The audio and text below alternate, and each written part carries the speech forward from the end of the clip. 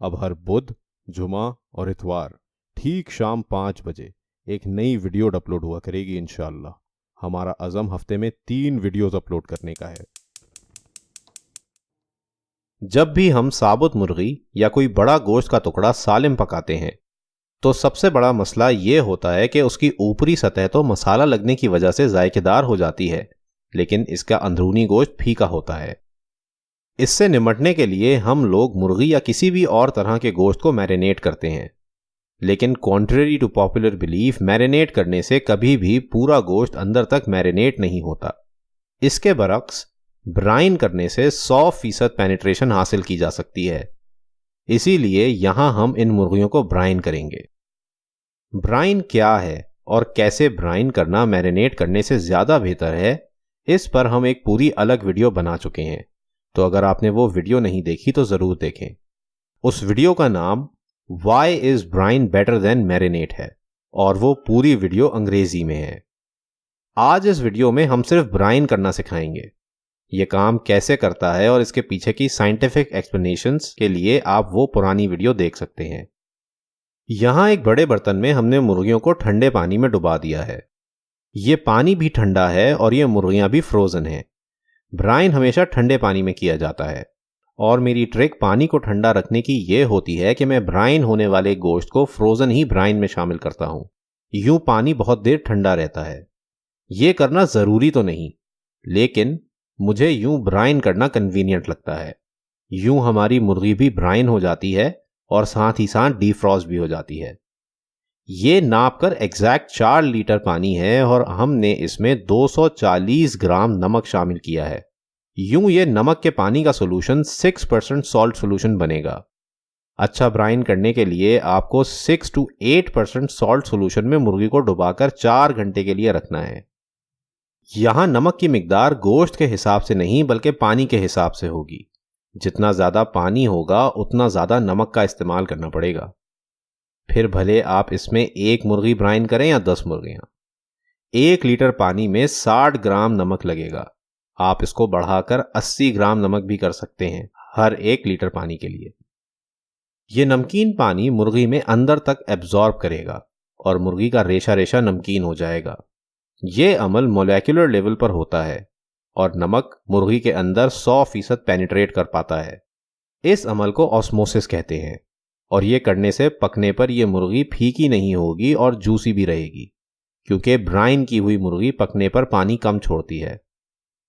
Bryan की आपको बहुत सी अलग अलग रेसिपीज ऑनलाइन देखने को मिलेंगी, जिसमें गरम मसाले, चीनी, सिरका, बेकिंग सोडा और बहुत से अज्जा का इस्तेमाल किया जाता है। लेकिन साइंटिफिकली जिस अज्जा की वजह से ब्राइनिंग होती है वो सिर्फ और सिर्फ नमक है। नमक के बगैर ब्राइनिंग हो ही नहीं सकती और मैं आम तौर से सिर्फ सॉल्ट सॉल्यूशन में गोश्त को ब्राइन करता हूं और इसका मकसद गोश्त के अंदर तक नमक पहुंचाना और इसको जूसी रखना है।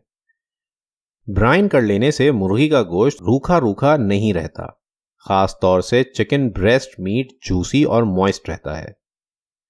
4 घंटे बाद मुर्गियों को ब्राइन सॉल्यूशन से निकाल लें और इन्हें सादा पानी में 15 मिनट के लिए डुबा दें। यूं मुर्गी क्योर नहीं होती और ज्यादा जूसी तैयार होती है। इसको इक्विलिब्रियम ब्राइन कहते हैं और यह करना जरूरी है।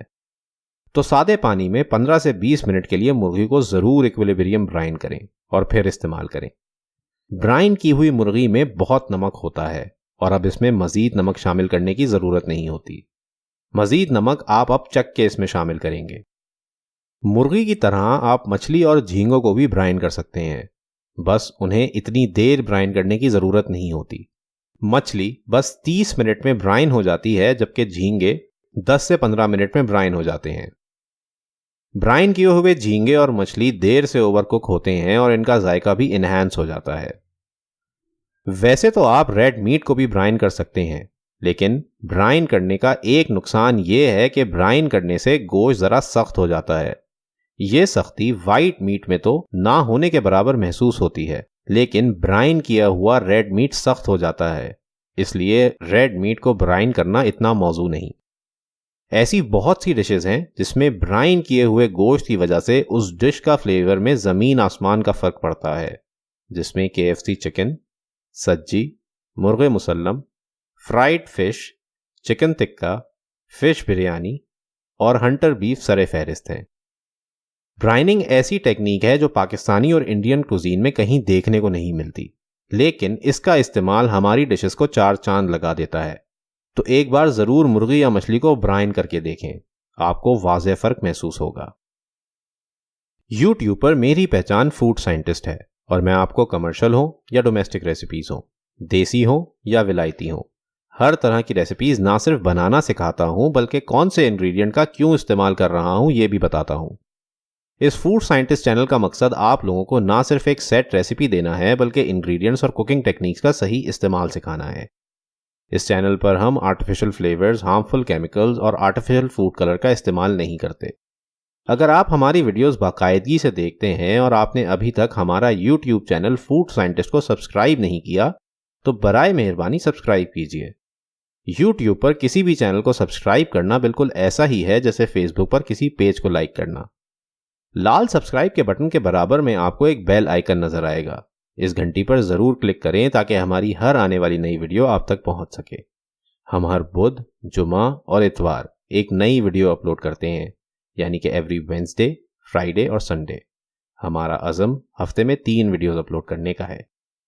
इस फूड साइंटिस्ट चैनल का मसला यह है कि हमारी वीडियोस बस अक्लमंद लोग ही देखते हैं, बेवकूफ़ों के सर के ऊपर से गुजर जाती हैं हमारी बहकी बहकी बातें।